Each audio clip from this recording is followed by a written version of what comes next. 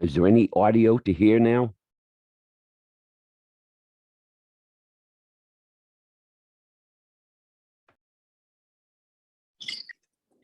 Hello? Confirming you guys cannot go to the room.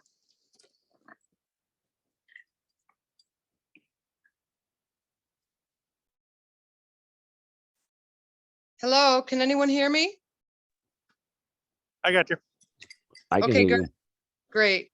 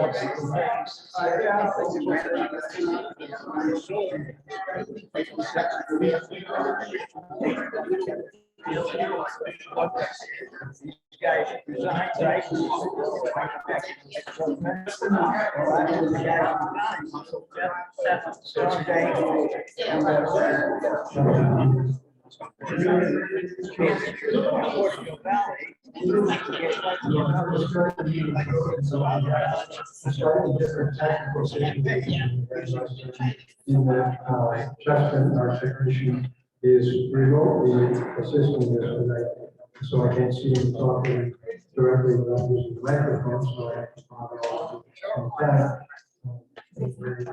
Representative Rich is here as well. Rich. So, Justin, can you hear me? Because we do have we may have additional people zooming in at any time, and they're entitled to participate if they wish. And we have at the moment, as far as I can see, this representative. everybody else, so this is not an official meeting, so we are noting your presence. But I'm not sure whether we'll have to roll call on that, since it's not an official meeting, but as I say, your presence will be noted. And I kind of indicated to our clerk that the people who are here, and therefore you can check them out. Appreciate your presence, and for those of you who are or may be on the link coming in to join us that way, it's great too, and I appreciate that. I hope it was made clear to everybody that we definitely could participate by Zoom. So while I'm waiting for just the possibility of anybody coming up and clarify the situation, we do have one of our fine sheriff's department here.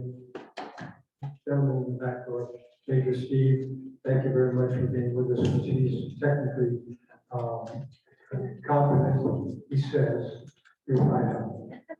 Okay, so this is going to be a workshop, and the idea is that you will ask the questions you have, and we will attempt to answer them as fully as possible, primarily with Ray, who's the chief architect of this plan, and therefore has as much knowledge as anybody.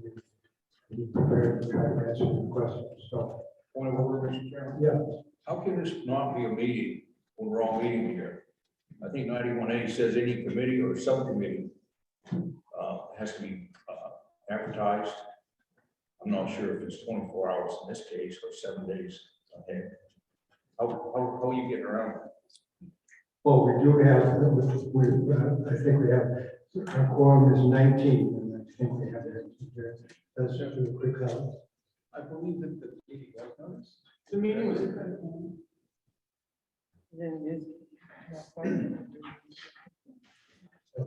We don't have a quorum, so. The meeting was noticed. I know. The meeting was noticed about 48 hours before the meeting. I verified the notice with the county attorney to make sure the notice was appropriate.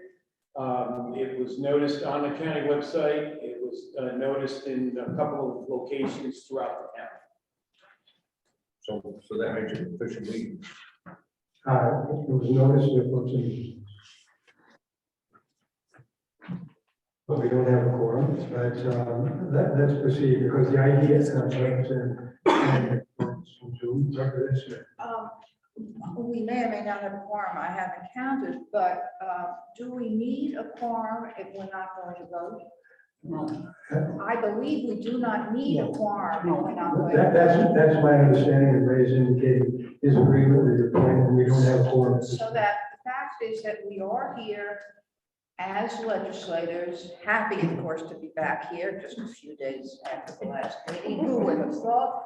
And we are here officially in that capacity to hear more information, to inform us about a decision that we're going to want to vote on the 6th, if I remember correctly. Is that right? That's the announced intention. Yes, so I think, Mr. Chair, that you proceed as you ordinarily would. This is the equivalent of a House work session. And we do not need a quorum because we're not going to vote. Correct. We will not be voting. Mr. Chair, Representative Feinberg. because we have discussed that this is a meeting, I would kind of recommend that we take a roll call. So I don't think it's a bad idea, and I'm looking around for the clerk. So, if you're ready, Ken, you may call. Steve, can you verify that we can contemporaneously hear them and they can contemporaneously participate?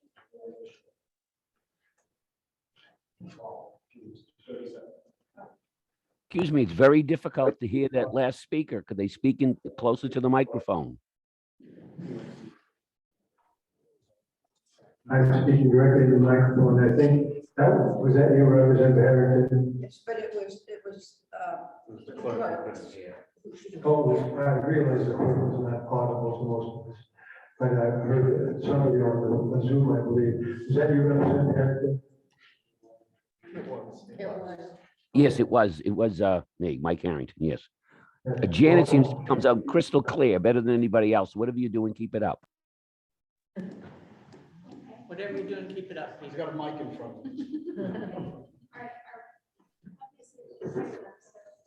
Once we establish that we have a physical quorum, then the three Zoom people, but we're not voting, so it doesn't really.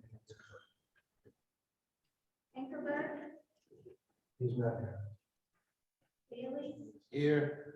Bixby, Here. Cannon. Chase. She was maybe gonna be on Zoom. Chase, No, I don't see her. Conley, I do not see him. Still can't hear Galena, She's on Zoom. She's online. Ellis, Here. Fargo, Here. Fontenot, Frost, No, Fargo was also excused. Grassy, Here. Bruin. Bruin is on. I'm Zoom. here by Zoom.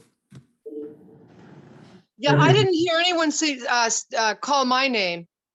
Not there. They did. They did. Oh, sorry. Lemus is here. On Zoom. we're aware that you're here representative. I indicated that I've seen you on the Zoom. Arrington, Here on Zoom. Hayward. Oregon, Here. Oregon. Kaczynski, No, Kenny. Church, Here. Levesque. Newton, Here. Oxel. Here. Petrie, Here. Rich. Here. Salloway. Sandberg, Here. Schmidt, there, Smith, Here. Salvatore, Here. Stang, Here on Zoom. Trelevin, Here. Turcott, Vincent, Wall. Here. Wolfer.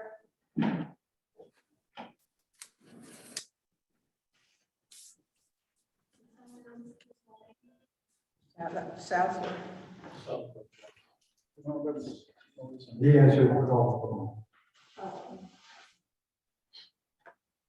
Mr. Chairman, if I could ask a quick question before you continue. This is Justin. Can you recognize? I just want to ensure the participants in the room can hear everybody that's on Zoom okay? And let you guys know that I can monitor should they raise their hand, and I will bring that to the chairman's attention. Thank you, Major.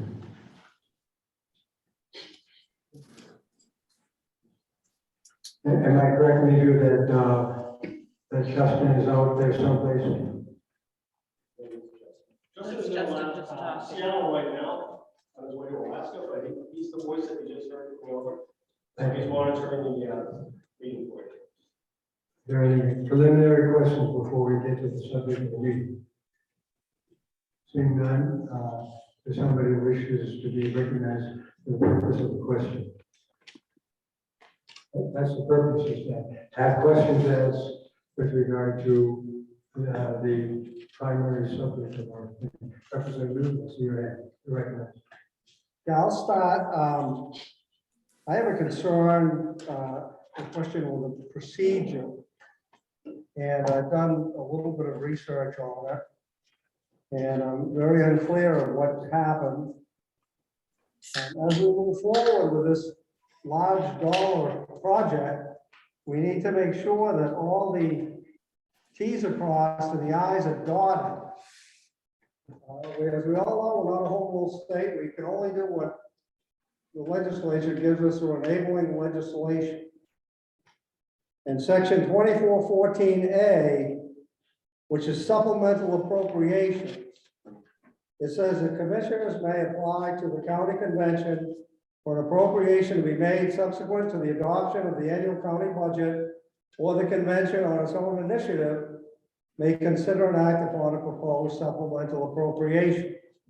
The clerk of the convention shall deliver or mail to each member of the county convention who will be in office on the date of the convention vote on the proposed supplemental appropriation. And to the chairperson, and this is important, and to the chairperson of the Board of Selectmen in each town and the mayor of each city within the county, and to the Secretary of State, a statement including the amount of the proposed supplemental appropriation and the objects for which the money is required. The convention shall schedule a public hearing on such appropriation to be held within 30 days of the mailing or delivery of said statement. Notice of the date of said hearing, the day of the convention vote on the proposed appropriation shall accompany said statement.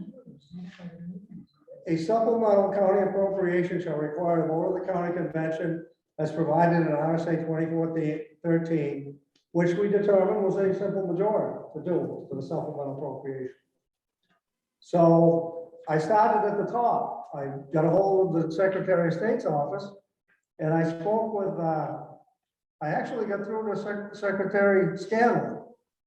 And I said, you know, we went ahead and voted on supplemental appropriation. Did you guys get noticed? And he says to me, he said, I don't think we did, but I'll check. So I said, okay, go check. So he called me back a little while later and says, we've got a notice. I'll send it to you. And he did send it to me, and I've got a copy of the notice that he had, which was for the Tuesday, September 6th, 2022 meeting. So I said, well, that's good, Mr. Secretary. However, the law says you've got to be notified before we hold a public hearing. And he told me that was the only notification that his office has received. Further, he followed it up. I sent him an email and said, here's the notice for the 24th. Do you have any record of that? And this is his response, which I'm going to submit to you as a public record. And you guys can sort it out with him. But he said, hi, Cliff. We do not have a record of receiving the notice of public hearing. I spoke with Miles Madison in the Attorney General's office, who believed we technically should have been notified of the public hearing, but was unsure that a court would hold up the process on this technical issue. He was also going to speak with some of the other attorneys over there. Now, this is right from the Secretary of State, who's supposed to be notified before we have a public hearing. Now, I don't know how the rest of you feel, but I'd like to have this straightened out, because this opens up the door, and if the attorney's here, this could open up the door to a lawsuit, class action by citizens of this county, or an individual with deep pockets. And now, and not only, I think Representative Petrie can attest, he's been in one of these lawsuits. On what committee was This year, this is finance. it? And you were just you weren't even an alternate, yeah. So at 66 years old, I don't want to be in a lawsuit that could go on for 5 or 6 years. So I think at the very least, there's a couple issues here. There's another issue with this that I'll just bring up while I remember it. I contacted the city clerk of Rochester, and that gal is good, man, like probably Dover and all your towns, that's why they're there, they're good. I said, what do you have, where do you keep the notices from the county when they do a supplemental appropriation? She said she's never seen one. Now, the law doesn't say if you're gonna hold the city clerk, but in the email we got last week, there was 101 people that were notified somehow, I guess by email. The mayor was notified. The city manager was notified. The assistant city manager was notified from Rochester. As of yesterday, Kelly didn't get anything from any of you guys about that notification. So I sent her what I had, and I guess she probably talked to the city manager. So this is something maybe at state level we gotta straighten out and include at least the clerk of the towns get it. And looking at the 101 names, Farmington only had the town administrator on. And I'm putting words in Joe's mouth. He can say it if he wants, but I understand you talk to the chair of the of Farmington, and he was never notified. Dicky. Okay, so this is at the very least housekeeping. And I think it's great that we recessed the last meeting because we can go back and deal with this. And if we have to go back and renotice it, hold the public hearing, make sure everybody gets their notices. And maybe the Secretary of State's office is so busy that it's misplaced somewhere. I don't know. This is what he gave to me, and you can call the Secretary of State, you can ask him, and I'm sure he'll give this to anybody, because it should be public notice, but I'm gonna hand it in as part of this meeting. So I want to be on record, I'm in favor of a new nursing home. What it's gonna look like when we get there remains to be seen. And I want to go on record as being in favor of a new nursing home. But I will not cast a vote if there's something like this that is not straightened out, or if the vote I cast will always be a no, because I don't want a lawsuit with my name on it at 66 years of age. And I think that we need to, it's fortunate that this was found out, whether somebody didn't do something at the Secretary of State's office or whoever, I'm not blaming anybody. But I will say this, it wasn't any of us sitting here, and it was none of the delegation that made this mistake, but we are duty bound to fix it or make sure it's fixed before we go any further. And that's the concern that I've got, and I think it's legitimate. I think it's real. And I think we need to get to the bottom of it. And if we have to start over, then we have to start over, have another public hearing, and let's do it. But that's the concern that I've got. And thank you for letting me speak. Thank you very much, Representative Newton. And I think before We'll give it to the clerk. before we get to Representative Wall, let's have a response from. I have a simple response. If we mailed them appropriately. Okay, Representative. I come from one of the smallest towns in the county, and I'm a selectman, and I was sitting at a meeting, and I can't tell you the exact date, but I remember sitting at that meeting and seeing the notice there's a copy of the notice sent out to each of the selectmen or for any of the public who were there. And it was a notice about the meeting, and I remember thinking, golly, I heard about the meeting as a selectman before a state rep, so I believe the notice was sent out in a timely fashion.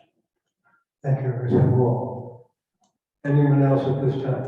So you've attested to the fact that notices were sent out. I would ask the county attorney if you care to make any remark with regard to this issue. Because I think it's been brought up, and we certainly want to have clarity. We certainly want to be doing things in a legal, forthright, and correct manner. So there's nobody giving no cause, legitimate cause of action. So can we take it under advisement at this point and resolve the matter as soon as we can, so that we can continue with one of the stated purposes, which is to get other questions raised. Is that okay with you, Representative? I'm fine with that.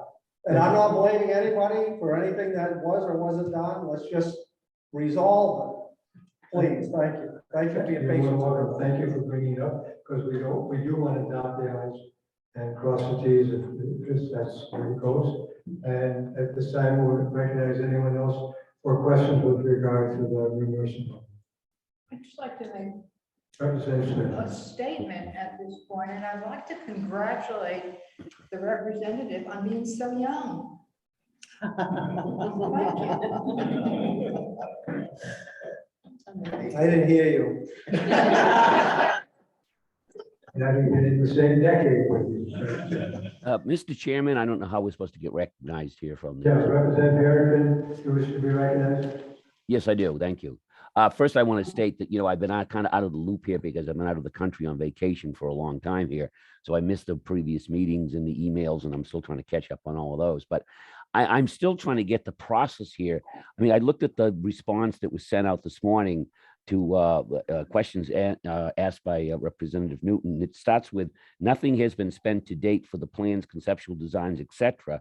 After reviewing bids, we awarded the bid to Water Street Architects. Their price was $60,000 to be deducted off the price of their work if and when the project is approved. Well, have we spent money or not? That seems to contradict itself right there.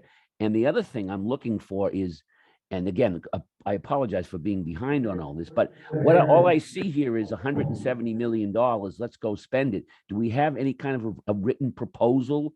Do we have any definition of what we're going to look for the $170 million? Is there some kind of a detailed design plan, or at least a somewhat of a design plan saying we're looking for a new nursing home that'll have the following, 5-6 pages of things included in it? Is that missing, or is it not there, or I just don't have it? That was distributed at the meeting that you missed, Representative Harrington. I don't know what more to say than that. We're happy to forward it to you now that you're back in the country. Yeah, I've definitely forwarded to me because, obviously I'm not voting for anything that I don't know anything about, other than it costs $170 million. We never expected you would, sir. So if you could send it to me as soon as now, or as soon as possible, that would be appreciated. It'll be in tomorrow morning's mail, sir. All right, great. I think one of the questions that was raised certainly deserves a specific answer, and that is, the question is whether any money has been spent. Sorry, I got confused because there was a few questions. I was answering the email from Representative Newton. To this date, no money's been spent. The May delegation meeting, there was a discussion and a unanimous vote by the delegation for us to seek an architect to develop preliminary plans, drawings, and cost estimates. We went out to bid for that. Warren Street was the bidder selected. And we agreed to a sum of $60,000 to answer the motion that that was made at the delegation meeting and voted unanimously. And to this day, we haven't received a bill from them. So that's what I articulated in the response to Representative Newton's email. Okay, Ray, just so I can make that clear, then what you're saying is we went out to bid. They responded. It says you awarded the bid to Warren Street. Their price was $60,000, which they have not yet sent a bill for. Is that $60,000 we're committed to spend, even if the project's not approved? Yes. Okay, so we're out with the $60,000, something spent, regardless if we will to approve the bond issue or not. Yes, sir. Okay, all right, thank you. Further questions? Representative Richards. Yes, what is the current population in the nursing home at this point? How many patients? About 75% full at this point. 75? Yes, sir. What's the denominator of that fraction? Well, it's 215 and then it's 75% of that. So, and the reason is not because we don't have a waiting list. The reason is, as is in the case of so many places, it's hiring the staff. We have an appropriate amount of nursing staff. It's actually LNAs. However, I'm encouraged that last week we had 9 people in our orientation. That was a boost to us. And we're also working with LNA Health Careers. And we are going to be working with them to sponsor an LNA class at our facility. And we're about to reopen our relationship with Dover High, who runs an LNA program, and we will be their site for, and that in the past, prior to COVID, has been really helpful to us. A lot of the young ladies and young gentlemen who participate in that program are those that aspire to go to nursing school. And while they're in nursing school, they work for us summers. So they have an automatic summer job, and we can let our regular staff go on vacation. So it works out nice to have them available during the summer and during school vacations. So that's a real asset for us, and we're happy to have that sponsorship with Dover High. I have a question, Mr. Administrator. Is it not the case that the county is governed by a ratio requirement that states that unless you have the necessary ratio of medical staff to patients or residents that is required, you cannot have that additional number of people? The answer is no. However, I have a responsibility because it's my license that runs the facility. So I'm involved in every admission or not admitting someone based on the staff that I know we have available to care for them. So it may be part of the reason why I don't ever take a vacation. And even when I am on vacation, I'm available 24/7. So those kinds of decisions, and they're difficult decisions to make because there's a number of people in need. The hospitals are backed up. However, I am at least happy to say that of the 11 county nursing homes, yes, there's 11, even though there's only 10 counties, we have the third highest percentage of admission. The only one that's higher is Carroll, and Hillsboro's a little bit higher than we are. They're about 80%. Okay, further question from delegation representative Kittredge, followed by Representative Font. You've spoken, and George McGladys has spoken from the heart about the deficiencies as you see them in the current nursing home. Would it be possible to arrange a site review for those of us in the caucus that would like to see personally and understand? I more than welcome that. It's always been an open door at that facility. Every year with new legislators, Chairman Schmidt offers a tour. I would encourage that, and I'm available at your convenience. It's not convenient to do it during the day or during the week. I'll meet you at night. I'll meet you on the weekends. I'll meet you at any time that's convenient. Follow up to that, just like that. Yes. Just, how do we arrange that? Just call So just get a hold of you, and it Sure. could be 2 of us, it could be 5 of us. me, and whatever number you'd like. Thank you for the information. Same way with House of Corrections. Representative Bixby. Yes, so I'd like to maybe shift things to a little bit more specific discussion of the project and the application. And I was wondering, last week you said that you were waiting on having a meeting with the governor's office to find out things like the criteria that they would make the judgment about whether or not to grant the funds. So can you now explain a bit more about what their criteria are? Absolutely. Actually, if you have that packet, I've attached as part of that packet in my answer to Representative Conley, the actual application. Right. And let me tell you, there's something specifically that I'm happy with in the application. And that is the question regarding what they call geropsych beds. You might or might not know, there's an effort on the part of the state to close Glencliff. Glencliff is a state-run nursing home for those residents that have behavior issues. We are one of the 3 counties that run an actual behavior unit that we've run for 20 plus years. And that gives us, I feel, a leg up. Because the other facility, which is Sullivan County, and there's no secret there, that we would be competing against for round 1 of the funds has no behavior unit. And we're also willing to expand that behavior unit. It's in the county's best financial interest, as it's frankly a greater Medicaid reimbursement. And everybody on that unit is on Medicaid. There is no private pay person on that unit. That's just a reality of somebody who's had a chronic, disease that results in behavior problems. And the units that size we've talked about has ranged from, 32 to 38 as we continue to put the project together. It makes no sense to have a unit that has 22 beds like we have now. It makes sense now because we have a 22-bed unit.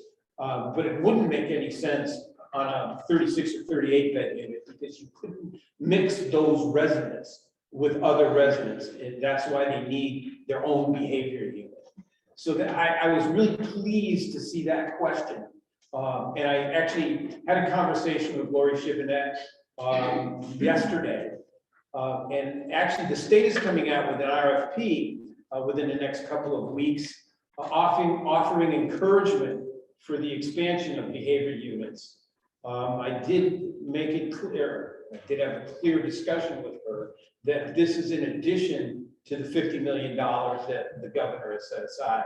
So as Representative Smith so clearly articulated last week, we are larger than Sullivan County in terms of the number of beds. And frankly, I understand that Sullivan might be a little bit ahead of us in the voting prospect, but you know, we're bigger, and we're more willing to manage those behavior residents that the state is desperately looking to try and place in you know, out of Glencliff or out of the state hospital that are elderly, you know, that would fit the criteria. Could I follow up on that, Mr. Chair? Yes, you may. Thank you very much. I read in the letter to Representative Conley about the reimbursement being 15 to 30% higher. But isn't the cost of the delivery of care higher also? It is primarily related to the fact that we need to have a behavior therapist on the unit. So it's really one additional clinical staff person beyond the regular nurses and aides that work on any unit. If you look at the staffing pattern that I forwarded to Representative Connolly, you'll see that I upped the staffing on the behavior unit by a few people because I'm proposing that if the facility is passed, that we move from 22 to 38. Therefore, you see in my answer to him that unit is actually increased while the nursing overall is decreased. I believe Representative Falco was next, followed by Representative Fargo. Yeah, so, and first, thank you everyone for accommodating me at the last meeting because I was out of the state. But I did sit in my hotel lobby for 3.5 hours or whatever. that lasted. No, unfortunately. But, so thank you for that. And I apologize if I, ask any questions that were already on the records. And I hadn't seen this response I haven't seen Representative Conley's email or your response until just this minute, so I don't have a chance to read that. Stepping back to, I guess, Representative Kittredge's question about the percentage of people in the nursing home, and it's kind of held back because of staffing. In the new nursing home proposal, is it how are we going to meet the staffing? But then is it expected that we will need less staff per patient? Yes. Yeah, and it's actually, when you have an opportunity to look at the answer to Representative Connolly, I actually put the numbers down side by side. So that is a benefit. We'll be ahead of the game. As we said at last week's meeting, the current facility is staffing inefficient because of the lack of bathrooms, being shared and having one tub room for 42 residents. The workaround for that is extra staff. And a follow-up, I think I heard way back at one of the previous meetings that this was a similar case with the jail 20 years ago, that when the new jail was designed, there were similar thoughts in mind, and that has been a successful operation, that there's less staffing needed for the number of. What we've actually done is use the successful model that we had at the jail. And that is that we go into the project with staffing in mind and then design around that. as opposed to make a design and then staff it. Because if you make a design and then staff it, then you're just liable for the results of the design. We did it like we did at the jail. We did it the opposite way. And I gotta be honest with you, that wasn't us, okay? We learned that. I mean, the feds taught us that, our consultant for the jail taught us that. But it's a model that, Commissioner McGlaris and I, I think we're older than dirt, and I've been here 35 years, and I swore I'd never do another construction project before I retired, but, I have distinct memories of the jail and the process that we went through to produce the staffing efficiency. If you think about the money we've made at the jail, it's more than, I was doing the math the other day, it's more than 5 times paid for itself in terms of the boarding revenue. And so just a quick follow-up on that, I guess.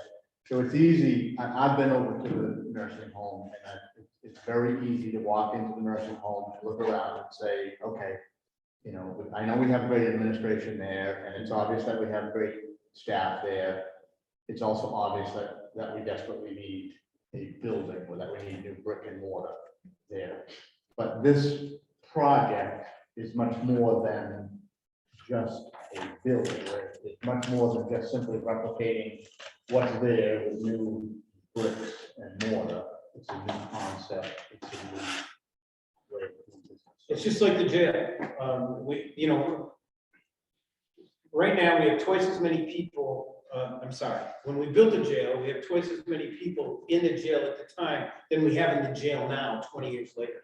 Except we're monitoring about 505 people as of last Monday.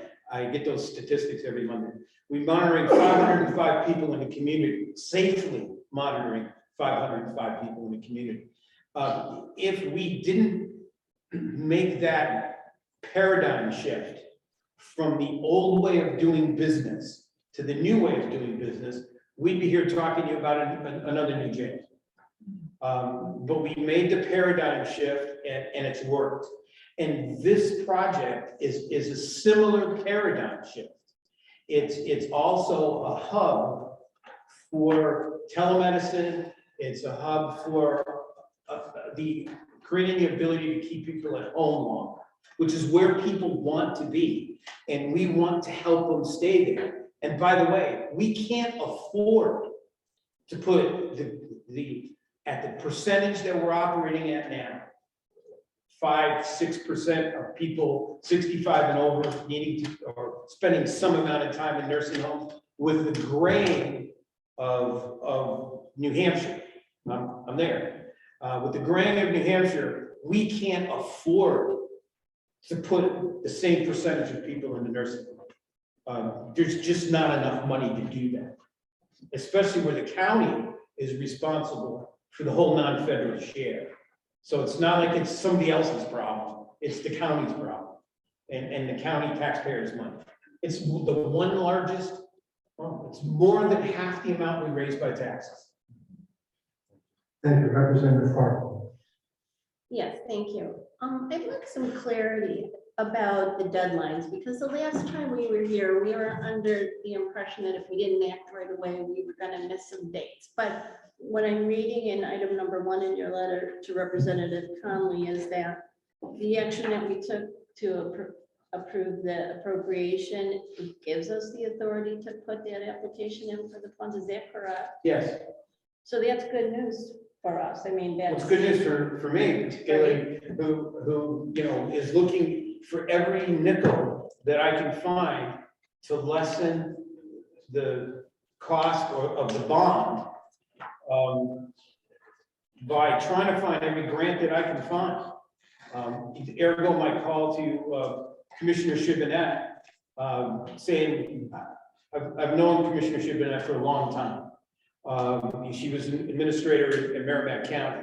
So I said to her clearly, I said, hey, what's coming down the road? Where can I tap into the ARPA, the $1 billion of ARPA money that the state has? And she mentioned this new program that's going to be coming out within a couple of weeks which would be another opportunity for us to apply for funding. So whatever I can do, you know, it's funny, we hear that the project was never meant that we were gonna bond $170 million. We were only asking for authorization to do that, but we were always going to try and get what we could off of the governor's $50 million. Honestly, we're applying for it all.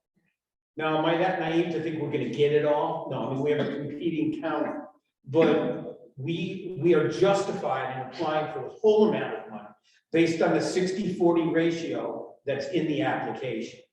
In other words, you have to come up with 60% of your own money and you're only eligible for 40%. But with the kind of money we're talking about, we'd be eligible for the whole 50 million. Honestly, that's what we're putting in for. And we will be very happy to take whatever share. But when I did the last meeting, I was counting on 20 million. Because I thought that was a safe number, and I didn't want anybody in the delegation that if I said 25 and we got 20, I didn't want anyone to say, hey, Ray, you said we were gonna get 25. I would rather suggest that it be less than what I'm hoping and what we're doing in the application. And just to follow, do you have any idea when a decision might be made on that? No, but I can email you after tomorrow. Okay. There is a meeting, a direct meeting with the gentleman from Gopher. I can't remember his name, I'm sorry. That Tori will be attending and I'll be zooming into where we will ask, we know the date it's due.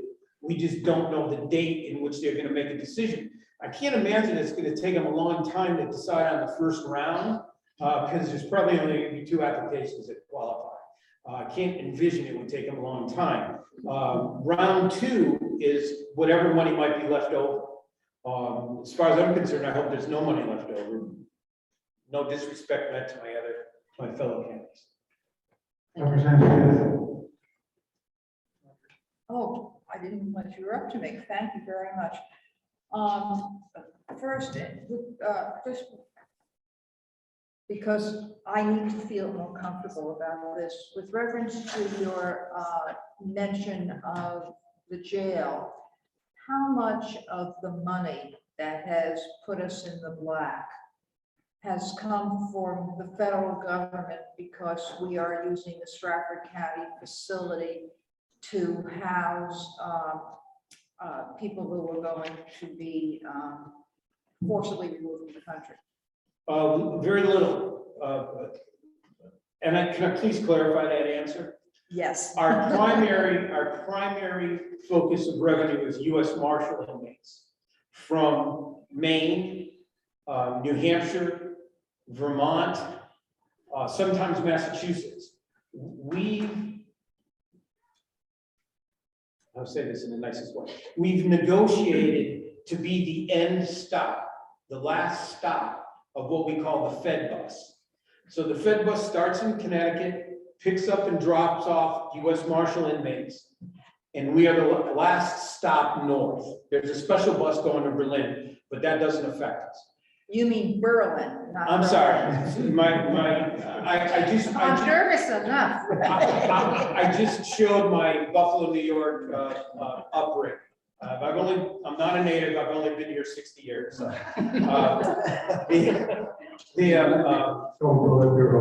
We've negotiated so that we're the last stop. So Maine will send their ladies and gentlemen that are U.S. Marshal inmates to us. These are bank robbers, serious drug traffickers, potential interstate kidnapping, sex ring, those kind of ladies and gentlemen. And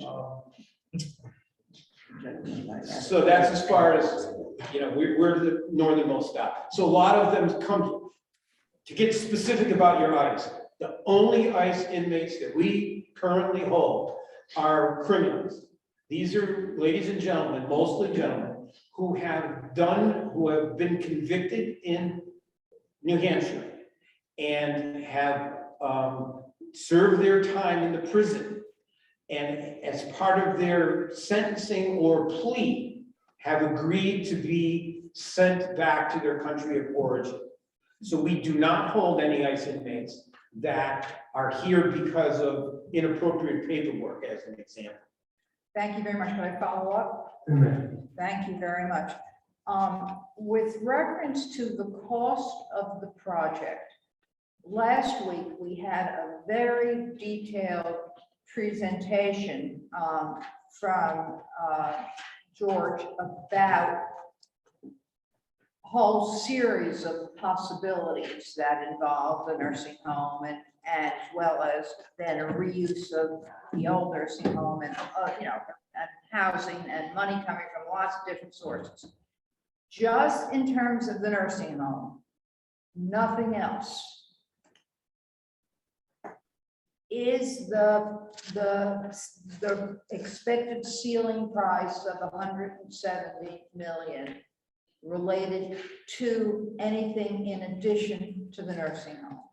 Yes, it's related to, as I described earlier, that Main Street, which we would use for telemedicine and other activities to keep people at home, so that they don't need to go into a nursing home. So that is part of that Main Street in that building. And when you say Main Street, of course, what we saw on the slideshow made it all look beautiful, just wonderful. We're all going to want to live there, no doubt. But is that including the other services that you talked about that would be supportive of families and others? I think you talked about restaurants, movie theaters, whatever. Yes, That is included in the 170. yes, it is. Okay. I just want you to know, I'm keeping my answers really short. I'm very glad. I'm going to try to keep my questions short, but I thank you for that. May I continue? One more.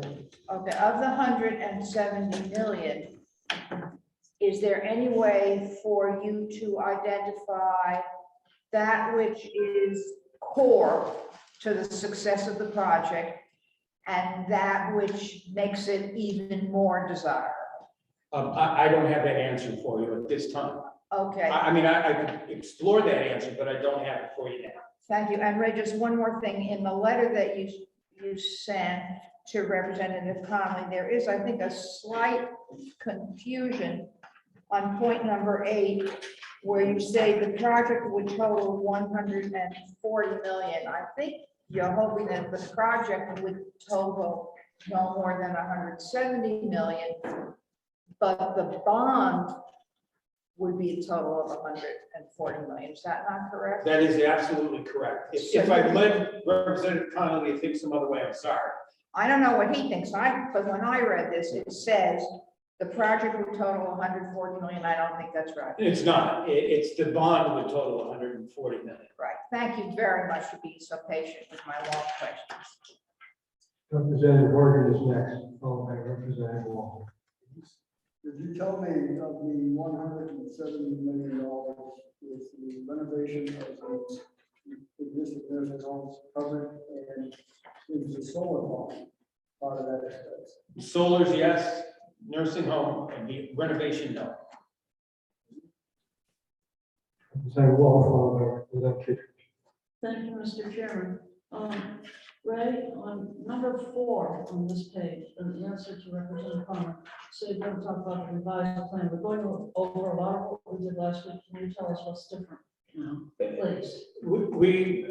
There's nothing different. There's no revised plan. What I was referring to here is the governor's information, that we have more distinct information from the governor. Also, remember, I just finished that this morning. Literally spent, I don't know, you don't want to care about that. But I also, with the information that I got from Commissioner Chivinette, that's revised information that I didn't have at the time of the last meeting. Thank you.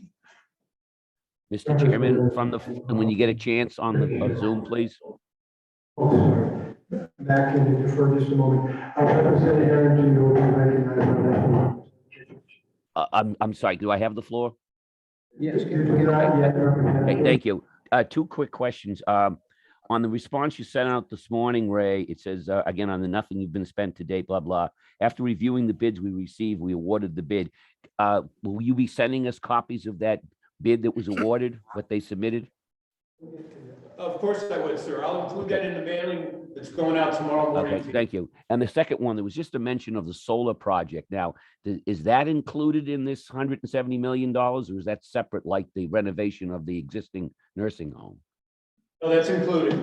It's included. Do we have any specifics on that as far as other than No. it's a solar project?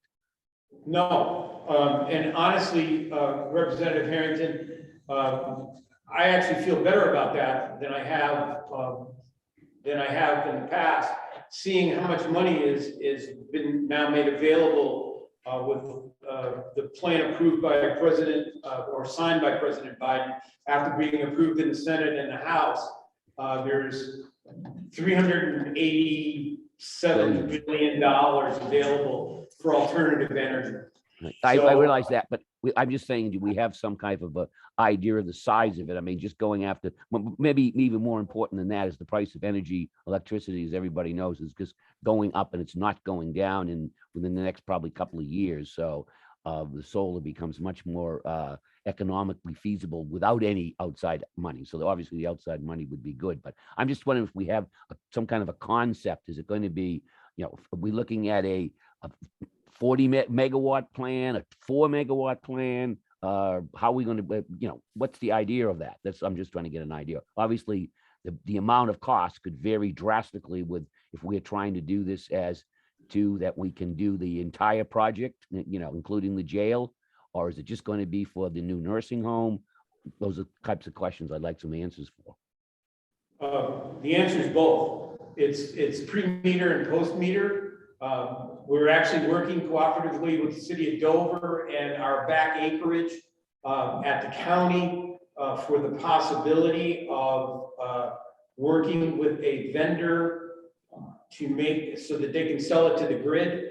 But our immediate goal is to take the whole 5 megawatts that the legislature and the governors allow, because we can use it all here at the county. Okay, so you would use the maximum 5, and then you're looking at, well, maybe I'm getting too specific this time. Would there be any storage involved in that? Or would you net meter the surplus when you didn't use it?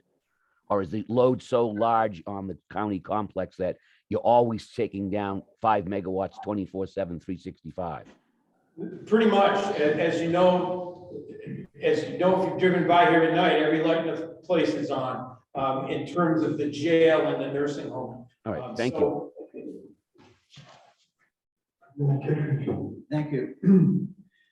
I was looking at the bond amortization schedule, and when do we start paying that? When it's approved, or when we break ground? I've spoken to our financial advisor, and as I mentioned at the last meeting, we won't likely be spending anything but the governor's money, probably for the first year and a half in this project. So we're not going to be looking to be paying interest and finance charges on money that we can't spend. Besides that, it's against the arbitrage laws for the IRS. In the past, you could borrow all this money and let it sit around because you're making more interest than what you're paying. And the IRS said, oh, wait a minute. You can't do that, because if you remember, the interest on the borrowing that government does is tax-free to the lender. The proceeds is tax-free to the lender. So we have these, people making all this money, and the government said, no, we can't do that anymore. So we have to, when we go out to bid, and presuming the project's approved, when we go out to bid, part of what you get from the successful contractor bidder is a schedule from them. And along with that schedule is not just time, it's also finance. So, okay, we expect to have this much of the project done at this time, and therefore you're going to be asked to make this payment.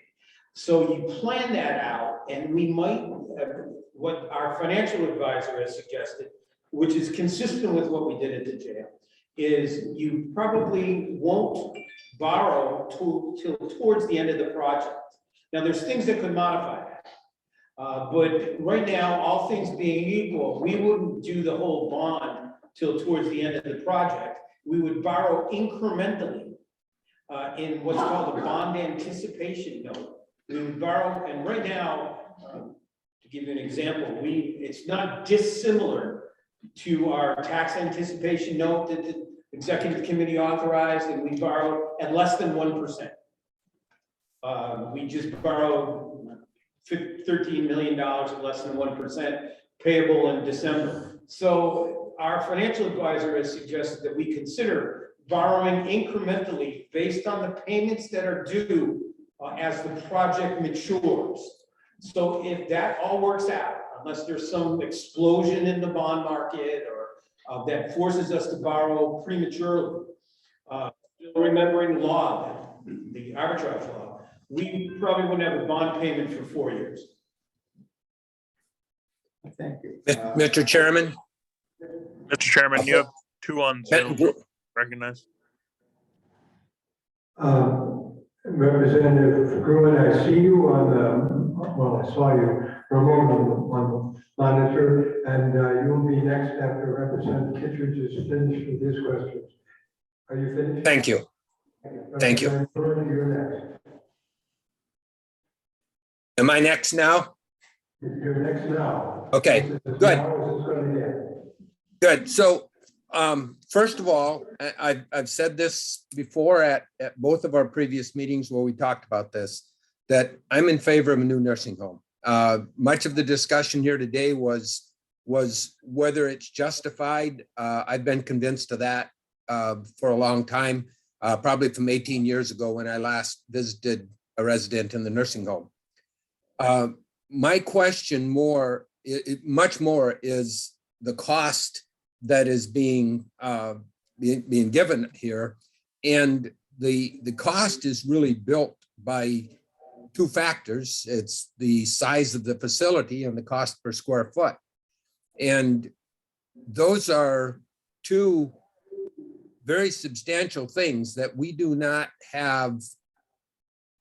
I don't have adequate information or documentation to determine whether either one of those numbers are the correct numbers to be using.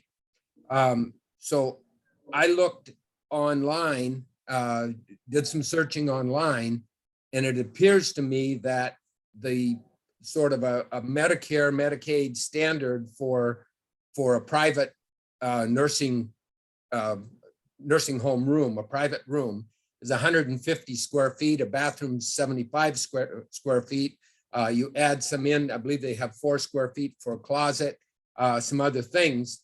And you're looking then at right around 225 or 230 square feet for the room. And I understand there are hallways and all the other facilities. There's a lot of staffing room. They actually have 120 feet of staffing offices for each resident as well.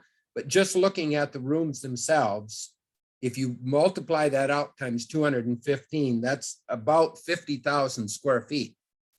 And that is 15% of the total 330,000 square feet being proposed. I am not in a position sitting here today to know whether that's correct or incorrect. It seems to me that all of the rooms sized according to what I've found for Medicare, Medicaid standards, being 15% of the total facility seems pretty low as a percentage of the total facility. And again, if we had some more detail on the plans, and we have no detail on the plans. We don't know what room sizes are. We don't know how big the Main Street area is in square footage. We don't know any of that. So that's a big factor to me that I have a hard time approving $170 million number when we don't know that. Then another factor is the cost per square foot. Could I answer that one before? We actually we actually have the architect here, and we actually Yes. have the cost estimator. So I'd like to defer the question to them, Representative Grom, and while they're coming to the microphone to answer that question, I simply want to say that when I called you back, you had one of the nicest messages on your voicemail that I've heard in a long time. Well, thank you. I have to say, and if you gentlemen would come closer to a microphone, so that the people that are on Zoom can hear your response. Perhaps you can come up here and identify yourselves and answer that question. So my name is Jonathan Hawley. I'm with Orange Street Architects. This is Mark McLaughlin with Harvey Construction. One moment, please. So Representative Gruen, are you hearing the gentleman answer your question? I'm on Zoom, but I can hear you loud and clear. Very good, thank you. You may proceed. So I just want to preface my answer with, we did the Merrimack County Nursing Home 20 years ago. We just went through this same exercise with Sullivan County. And we have taken that experience with those county homes with the FGI healthcare guidelines and brought that into our programming for this particular nursing home. So I can tell you programmatically, the skilled residential unit, the ICF, the Alzheimer's, memory care, general psych, that square footage in this program, our total square footage for the home is 326,373. So we rounded it to 330,000 square feet.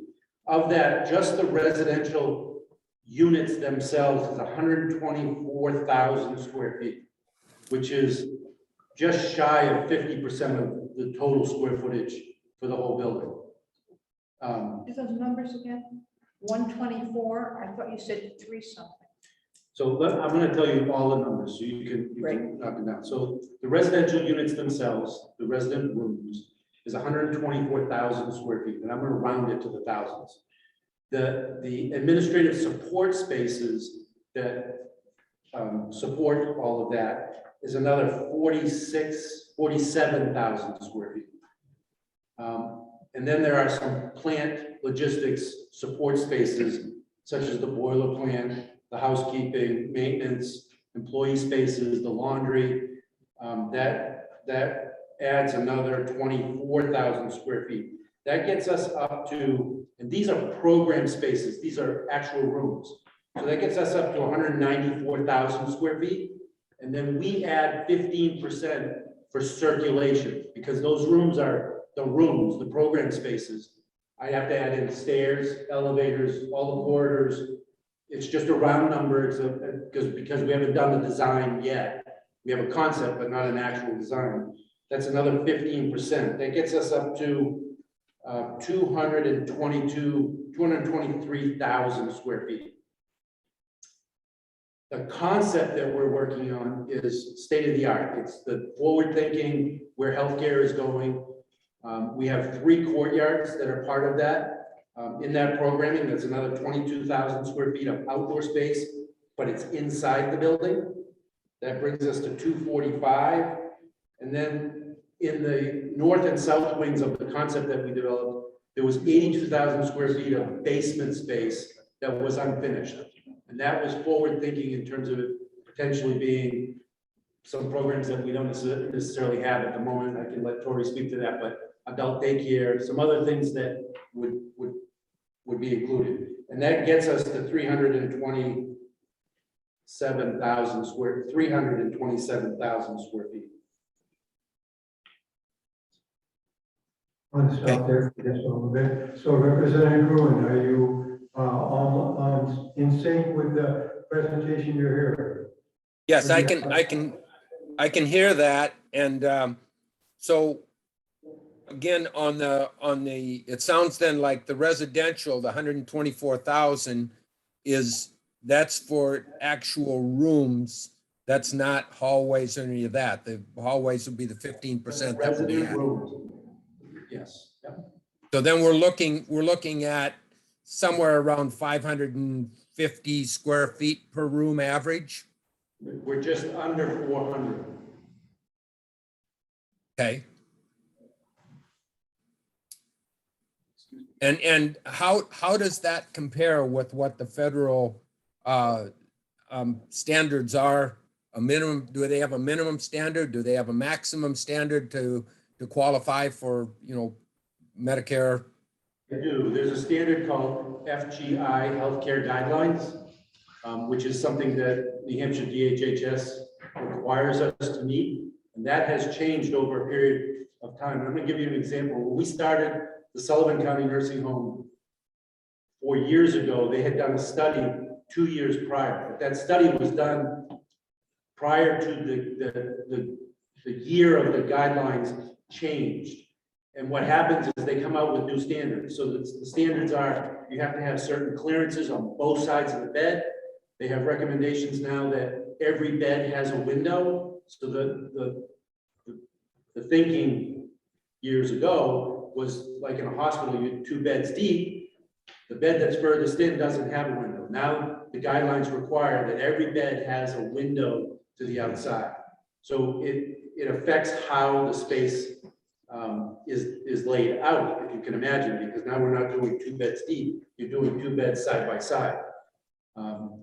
So yes, there are standards that we have to meet, and every year, well, every 2 years, I believe, the guideline changes and they make further recommendations, and we have to meet that because it's part of the licensing component.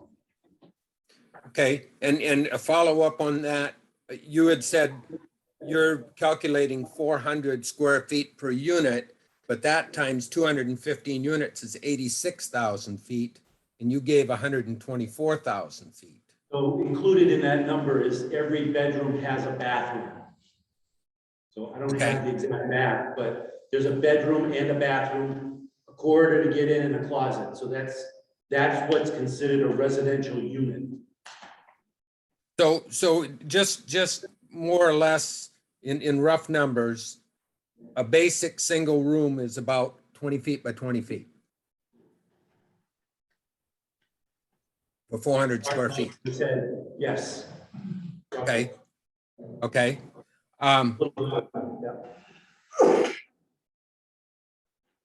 The basement, you said the basement space is unfinished, 82,000 feet? In this particular concept that we developed, there was the opportunity to do a full basement under the north and south wings. It could be slab on grade. We could take that back basement space out. But we looked at the balance of what it might cost and what the opportunity would be if we had that additional square footage to provide additional programming in terms of what Ray is talking about, keeping people out of the home longer than being in the home. I think having the basement space as future expansion space is a great idea, but the $513 per square foot, it appears to me, was multiplied times the total square footage, including the 82,000 square feet of unfinished basement space, and that would seem to me to be then a pretty high number. I'll let Mark explain that, but I think the thing you gotta remember is we're developing a concept at 50,000 feet. We haven't done an exact, so some spaces will be more money and some spaces will be less money. We're just providing you with an average cost based on the square footage at this particular time. Yeah, we provided, we looked at the budget and we looked at, we built the Merrimack County Nursing Home and we're in line to build the Sullivan County Nursing Home. So we've got a lot of cost history on nursing homes. And so what we did is we provided our cost model based on our knowledge of this type of building. And of course, we're in the marketplace on other buildings. So we certainly are aware of what things are costing. And then because this program requires about a 16 or 18 month design time frame from the point that you say go, you're talking about a project that would start construction in 2025, basically.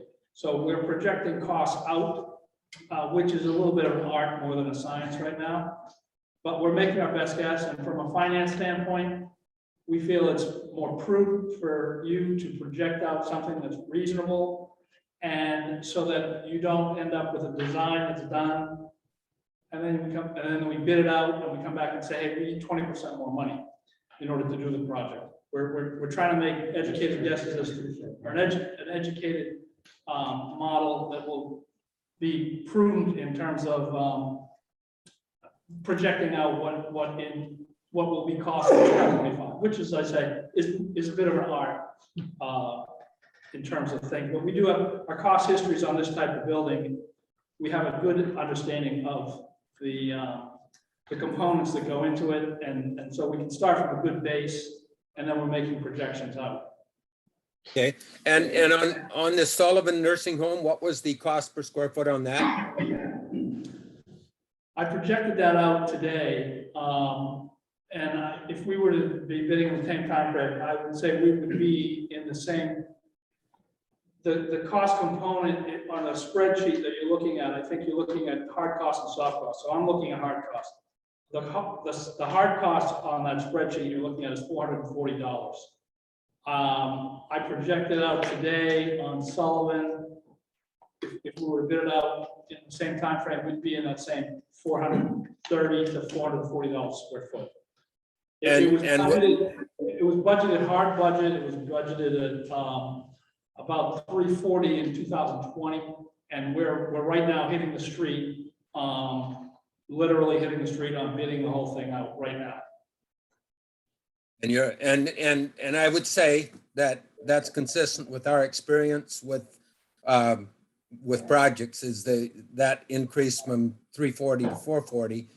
But can I safely assume that in Sullivan, the 440 was for all finished space, or did they also have roughly 1/3 of the area or 30% of the area being unfinished? The difference there is that Sullivan's a different project. We're renovating 70,000 square feet. We're tearing down a building. We're renovating 70,000 square feet, and we're adding on 80,000 square feet. So it's not a true, this is a new build ground up. Okay. And Sullivan is an 8-phase. We're doing this while it's occupied. So we're not only building, but we're moving residents around as we do it. So in terms of cost, I mean, what you're saving in Sullivan is the shell, which would, let's say it's 20% of the cost. If you were to build a totally new building, you'd probably save, when you're renovating, you may be saving 20% of the cost of the shell. So I think it's relevant in terms of your 80,000 square feet of shell space here. The other thing is the way the site lays, that basement is like a walkout basement. So one side is a full concrete wall, but the other side is going to be a finished wall. So that if you were to go and programmatically utilize the space, it's readily used. You can have windows, and it's not true basement space. So the other benefit, just to go back to the unfinished space that we talked with Ray about, is that the potential of that walkout could be another whole floor, a single loaded floor of resident rooms at the walkout level. So we could add another program of 32 or 40 beds at that in the future if the need happens, without having to add on anything in terms of the shell of the building. So if I may just interrupt, and while this is all a little bit intriguing for us amateurs and very illuminating for Representative Gruen, who's a builder of many years' experience, I think we're getting a little bit in over our heads and too much into the weeds here. I'd like to, if you're willing to kind of keep thinking but not asking right at the moment, so that we can get some other questions from our architects, I'd appreciate that. So, Mr. Chair, can I do one follow-up question? Well, one follow-up. What is the square footage of our existing nursing home? No idea. 275,000. Ray is saying it's 275,000 square feet. But it does not include a full laundry. As you might know, the linen portion of the laundry, which is the heaviest part of the laundry, is done at the jail. So it doesn't include a full laundry. Okay, thank you very much, Representative Gruen. So Representative Wall is next, and show me your hands if you want to be next. Thank you, Mr. Chairman, and thank you both for being here today. You mentioned 24,000 square feet, including the laundry and so forth, and you talked about the boiler plant. What consideration is being given the world situation today and energy being what it is and uncertainties and costs and such? What consideration is being given to geothermal heating? I feel very strongly that we're building a building now that's supposed to last another 50 years. We don't know what's going to happen with oil or anything else at this point. Geothermal heating, and what would that mean in terms of oil? So that could be incorporated into the design with the current pricing. As you may know, Merrimack has a geothermal well. Geothermal, there's a little black magic because you don't know until you drill what you have for quantity and quality of water. They happen to hit an aquifer, so we had planned for a little more than 20 wells, and it ended up being, I think, 14. And the wells all talk to themselves. In other words, the water goes down, mixes it, it stays at 55 degrees. It's the perfect situation for geothermal. And they have, I believe, 285 heat pumps in that building. And that system was designed to flush, and I don't think it ever has. It works fantastic. And I mean, that's a system. When we get engaged in doing the design, we will talk about the options of what we can do, and geothermal is definitely on the table. Good, thank you. Representative. Thank you. In the Sullivan County rehab, is your remodeling going to have to reflect the current standards that the federal government requires? Yes. So I started to say that earlier, that when we got hired, actually another firm was involved, and the study that they did was a particular year. I think it goes back to 2014, was the FGI guideline addition that they were designing to, and then it changed. So all the dimensions changed. And the forward thinking today with COVID and the other things that we're all experiencing is single bedrooms, single bathrooms. Bathrooms are designed to have a shower in the bathroom space, accessible to a wheelchair. Currently, I believe you have 4 bottoms on the toilet at the existing home, and I believe an entire floor to 1 tub room. So that's 40 residents to 1 tub room. In the forward thinking, in the recommendations for MFGI guidelines, it's a single resident, a single bathroom, and a single shower. I've been in many nursing homes. I understand one thousand for a floor. You beg for a bath, I get it. Yeah. Okay, so it's 8:25, we've been at this for about an hour and a half. That's fine, I've got an iron bottom, so I can sit here as long as you want, but I'm mindful of the fact that not everybody is as young as I am. Representative. So one of the things that is a little bit unclear to me still is what the time frame has to be in terms of. And so last week we approved a supplemental appropriation, which you said was sufficient for us to apply for the state funds. When does the approval of the bond have to happen? When does that have to happen in order to meet the requirements of the grant program that we're applying to? It appears that it's unrelated. What we needed is the approval. The way that, and Tori is actually a better expert and can answer this better than I. So Tori, could you just answer that question, please? Sure. Can you come down here so we might can hear you?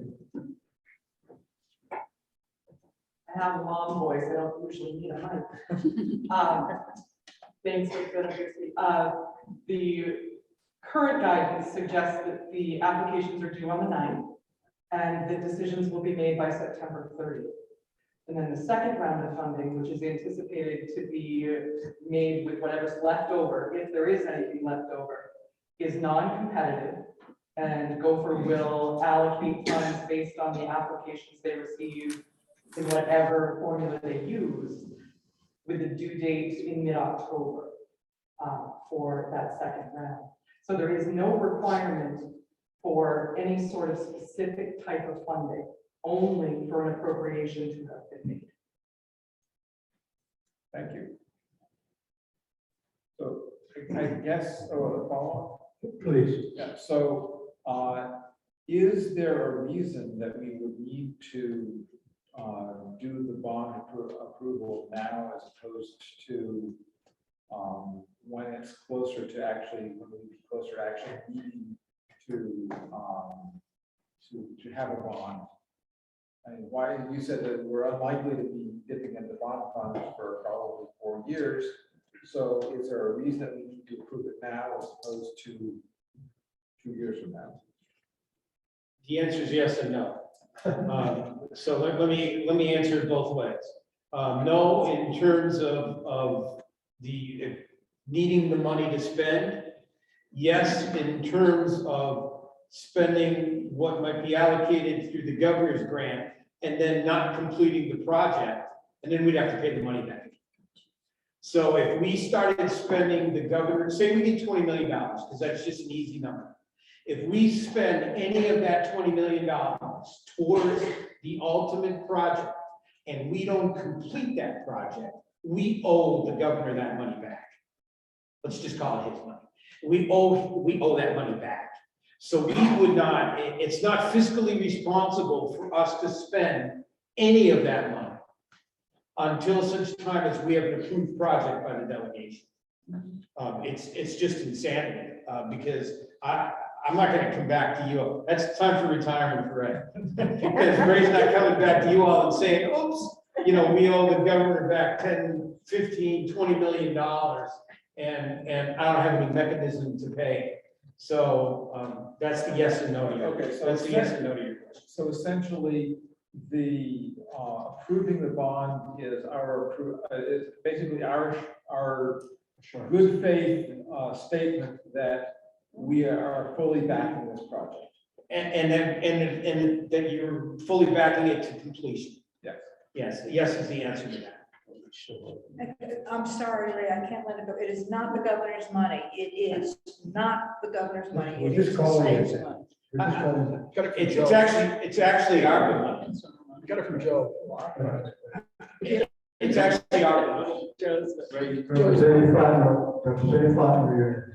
So then, hypothetically, if the delegation votes on the 6th of September to approve the project and as bonding up to $140 million, I think it's going to be No, I mean, we haven't changed our position that we're looking for the authority for the full project.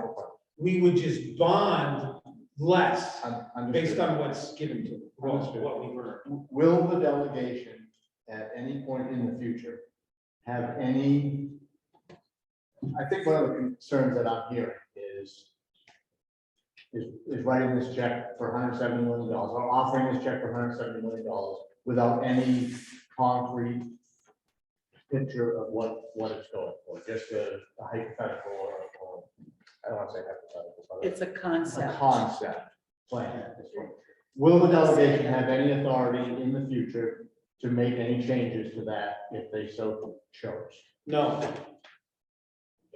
To be honest with you, no. That's okay. That's a good answer. Are there any other alternatives on the table, or is this or nothing? This is Are there what lesser versions, or? we can certainly pursue that. We can certainly pursue alternatives. We can wait and see what the governor offers. The only thing it requires is a whole new public hearing because we've exceeded the days, that go by for the public hearing. But we can wait and see what we might get from other grant funds. The only thing is that I want to be really clear about this. We've spent an inordinate amount of time working with this current delegation. We would hate to go beyond the tenure of some of you who might choose not to run again, and then spend historically 25 to 30% of delegation members are new members. It would be difficult for us to impart to them the knowledge that you all have gotten in all that we have gone through. So, I mean, so to go back to your question, do we have to do it Tuesday? The answer is no. We just have to repeat the process, which might make Representative Newton happy, because next time we call everybody and make sure that they got the notice as an example. I would appreciate And I mean that in the nicest, most respectful way. I would appreciate that. But, so the answer is, and, you know, there will be a time before your term of office, if you've chosen not to run, because I presume everybody that's gonna run is gonna win. There would be time to fit all of those things in before you left office.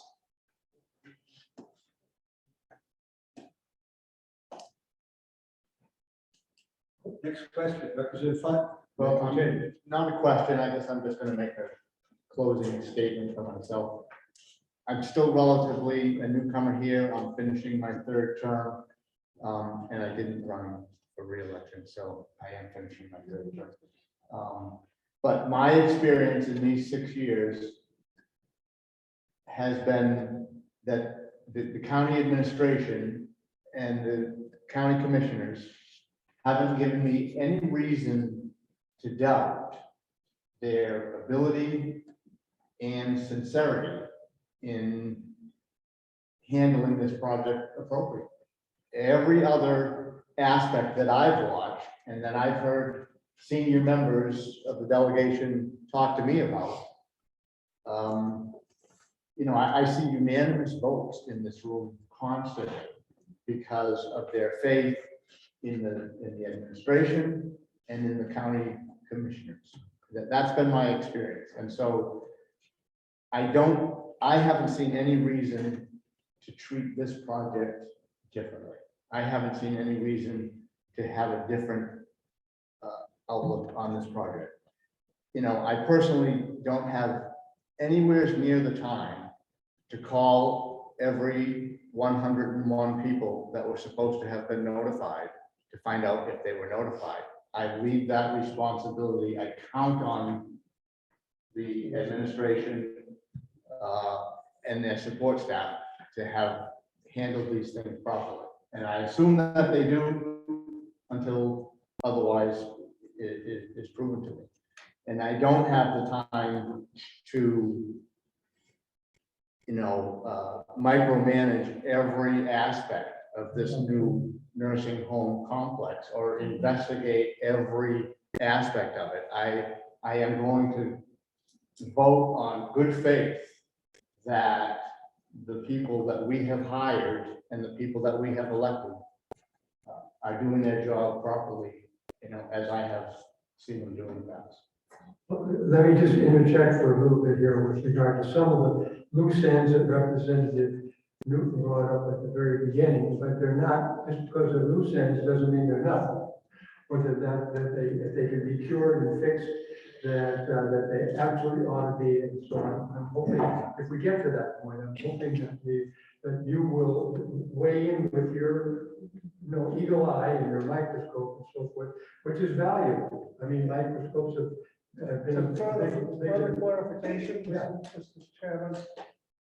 The law says notify every mayor and the chair of the board of selectmen and the secretary of state. We have 7 towns and 3 cities. So less than 20 people have to be notified. But however, they just took it upon themselves. It's not a bad thing to send the email list out. The email list has 101 people. So it is. Again, I think some of these are things that can be buttoned up, and I'm totally in favor of doing that. There's no sense in leaving the stuff dragging for somebody to step on and cause us problems. Now, Representative. Yeah, so what I'm hearing is that the project could conceivably Well, the project may come under budget from this 170 million. And but that is something that we can't determine until the plans are more fully developed. And what we get for that cap, $170 million, is a facility that will have the capacity to operate for its 50-year lifetime at a more efficient way, in a more efficient manner, and will have lower operating costs than if we spent, say, 140 million or 135 million to replicate what we have over there now. So what we are getting by spending the extra $30,000 up front is a substantially more efficient building to operate with, so that our long-term costs will be lower. Is that? Yes.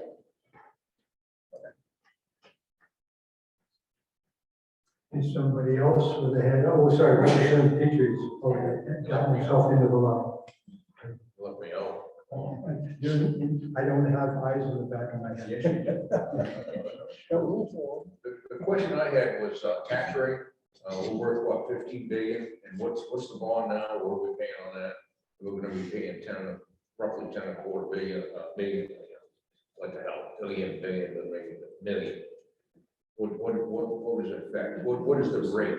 If you look at the, I looked at, yeah, 10.266 million. if you look at, I also developed an offsetting revenue chart. Representative Connolly asked for he asked for the chart that we presented, and he asked for a pessimistic chart. So I provided both. And I provided the reasoning for what my plan is and what I presented to the commissioners if we don't reach the goals. And that is, as I previously answered, we won't be doing the borrowing for a few years. Therefore, the money that we are saving from, like, the jail's paid off after next year. Which is how much we pay? 1.2. Okay, so 1.2, so we're almost, that's 10 times, this project is 10 times. Yes, well, And 9 times. And yet, at the 4% rate. At the 4% rate, yes is the answer. And there's additional revenue, there's additional savings. I listed all of it in the answer to Representative Connolly. In fact, I spent a significant amount of time to ensure that I provided him both optimistic is the wrong word to say, the planned revenue and the pessimistic revenue, because that's what he asked for.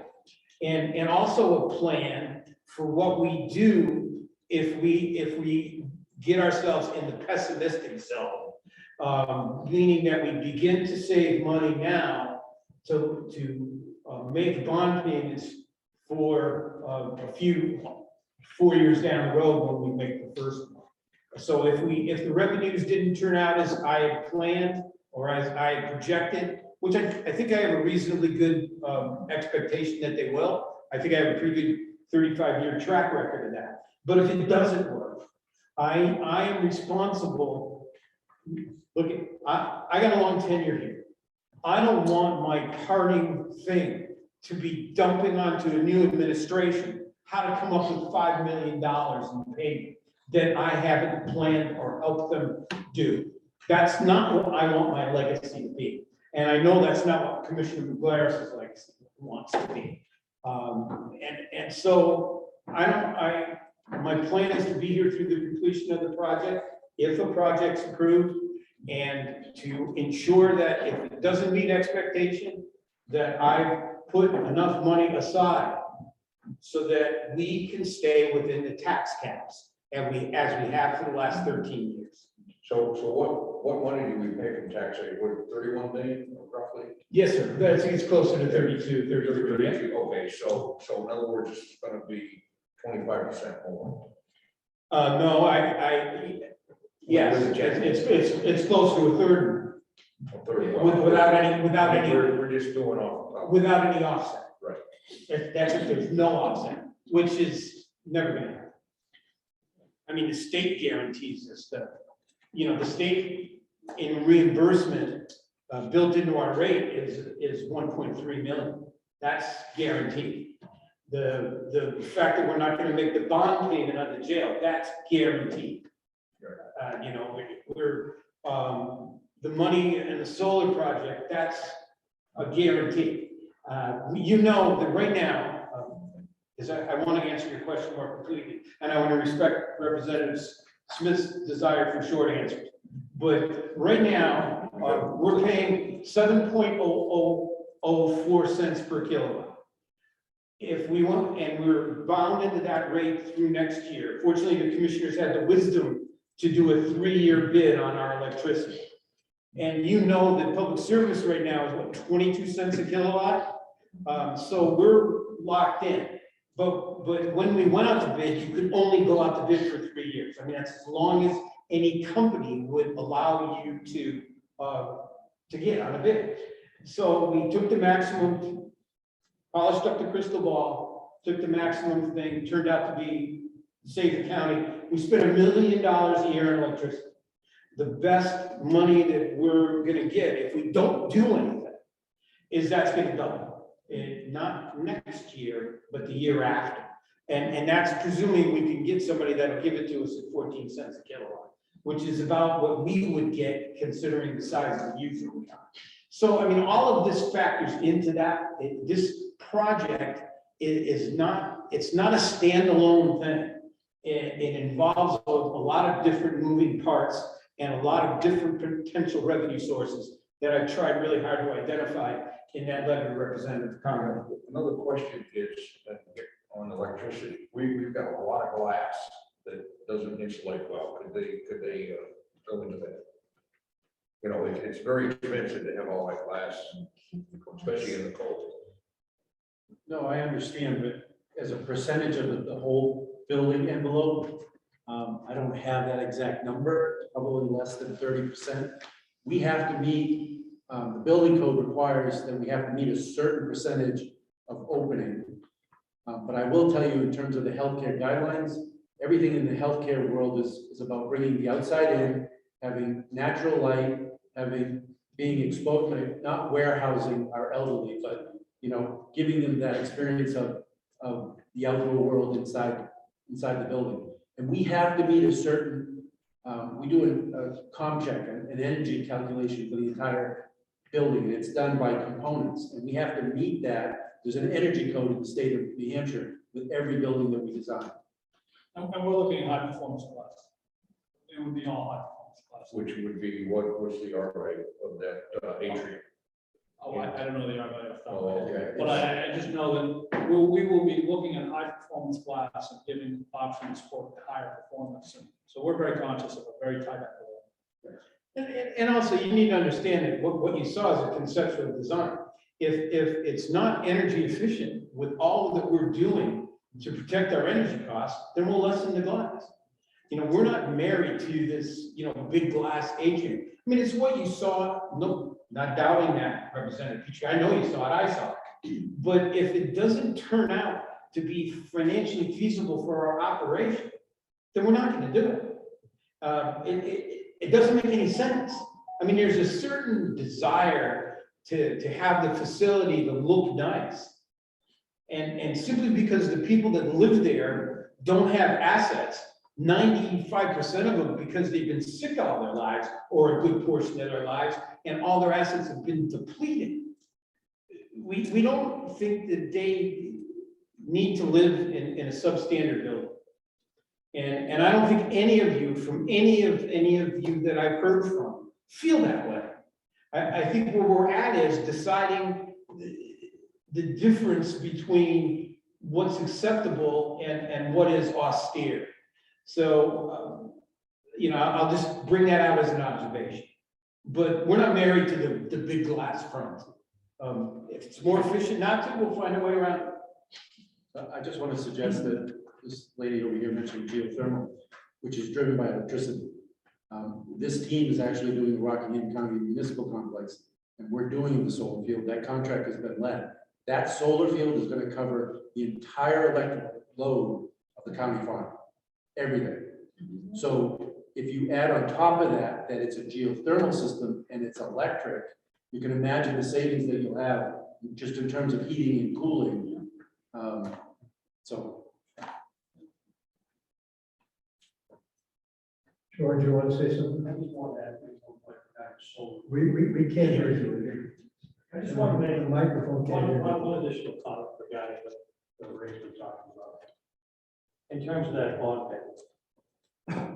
You know, I called the governor 2 days ago and asked, requested more money, more ARPA money be made available for some of the things that we're trying to do here in Stratton County. In a few weeks, they're going to announce additional ARPA money be made available for behavioral health. We run behavioral health units, so there may be a potential there for us to garner more revenue. On the solar end, though, I want to make one additional comment beyond what Jonathan said about the new building being energy efficient and we're having solar panels. In the plan, in our master plan, as we move forward, we're talking about this is something the county delegation wants to vote on down the road is construction of solar farm. We have 70 acres available potentially for that use. I've been talking with the city of Dover about tying that in with the Toller Road landfill. That's another component here. But the reason why I bring it up is it goes to your question, Joe. There's millions of dollars there. If we go in that down that road, that's something the county delegation certainly will have to vote on down the road this time as we get there, because the Biden administration, as Ray has pointed out, has made $360 billion available, and I can't tell you today that it would be not either run by the county or privately run. It made a whole lot of tax incentives for the private sector to build these generation plants across the country. They haven't run all the rules yet, but there's a huge potential source for revenue there for the county as well that'll last 40 years. So that's another component you have to keep in mind. Ray mentioned earlier about the nursing home is just one component of a bigger plan. That's included. So I just want to make So you were promised no votes tonight, and I wouldn't change it if I could. So I think we're basically done, and Representative. And just a comment, I'd like to say that I think this meeting was very productive. I think this workshop was good, and we may consider having more like this. It's good to get it out. Well, the meeting last Wednesday was a meeting that had a lot of moving parts and a lot of aspects that I could not project and so forth. So we accomplished one thing, although at the time I wasn't quite sure what was happening, that we voted this budget, supplemental budget, which has enabled the county the commissioners to apply for what was incorrectly referred to as the government money, but the ARPA money, and that's happened, and so forth. So things are currently scheduled. You'll be on the 6th. Well, Thank you all very much and for I coming. want to, for those of you who are on Zoom, thank you, but especially to those of you who came on and so forth. I have been extraordinarily proud of this delegation for the entire time we've been together. And there are a lot of people with real common sense and dedication, and just coming out and sitting and listening to this demonstrates that again, as we have many times in the past. So thank you very much. If you would all just indulge me for 1 minute. As a result of the conversation we had yesterday, what I just mentioned to you, in 2 weeks, they're going to roll out more ARPA. I think it would be in our interest not to meet on Tuesday and allow us to go after what's going to be coming out within 2 weeks. I know it's going to be behavioral health related. I know we've run a behavioral health unit here for 30 years. If they make they could potentially make millions and millions of dollars more available to our county because of the work that we do. We've been doing this for a very long time. As Ray mentioned earlier, I just think it's in our interest not to meet on Tuesday. And let us work with Ray and the administration, work with that announcement that's going to come out in 2 weeks to see if we can leverage more money. That's all I'm saying. George, why couldn't we're not talking about writing a check for $170. We have a preliminary estimate from the firms that we have consulted with, who know a lot more about this than we do. We're not saying where all the money is going to come from now. And I'm not differing from your suggestion. I just don't understand why we wouldn't go ahead and say yes up to X amount and then do everything that we can do to find the money from as many sources as we can find and know that this is done. I don't see what the advantages of not meeting. I guess what I'm saying is that the delegation voted for $170 million appropriation. All I'm saying is that we can use that vote to forestall the action on the bond to see if we can't get the additional millions that I'm talking about that we hopefully will be available. That's fair enough. That's what I'm saying. That's fair enough, but Okay. please make sure that, that everybody is notified immediately. I have been listening and paying attention, and there are a lot of shapes and moving parts here and so forth. Well, I'm saying, let me just say. If we've got some options, then keep us informed. And Right, no one has said they're against the nursing home. I haven't heard one legislator say they were against the nursing home. You've made a supplemental appropriation into our budget. What I'm saying is, let us move forward with that. Go after some more federal money, okay? Bring the delegation back at a point in the future as soon as we learn those details, so that you will be more informed. I'm convinced that we know that we can go after this money based on the vote that you've already taken. Not that so you basically, no one has said they're against the nursing home. They're worried about concerns, they're concerned about the cost. Let us work on those costs and bring them back. We're only talking about, maybe 2 weeks, 3 weeks, 4 weeks, we'll know more. We'll certainly have the answer about the other 50 million, okay? And we'll also have the potential for that behavioral money, which is going to be in the millions. It's not going to be, 10 cents.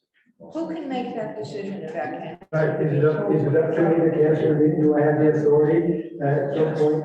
Okay, so you'll be here. I'm not gonna leave. This is not a dive into the off the cliff. So I will get back to everybody within a couple of days. Yeah. Right? Wait, it's gonna be a couple of days. I will send out a notice. Also, holiday weekend, if you could just find the procedure, if we want to postpone meetings, whatever the procedure is, I don't think we got anybody. Okay, well, let me just bounce it off with a couple of things and get back to you tomorrow. Okay? Because, then it's Labor Day weekend, and the meeting. Believe me, I understand that there are lots of moving parts here, so I will get. Shots of my business. Thank you. Thank you all for being here. Thank you for everything.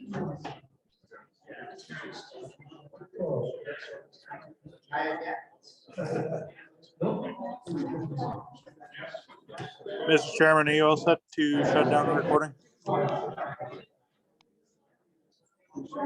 And those of you on Zoom, thank you for being with us.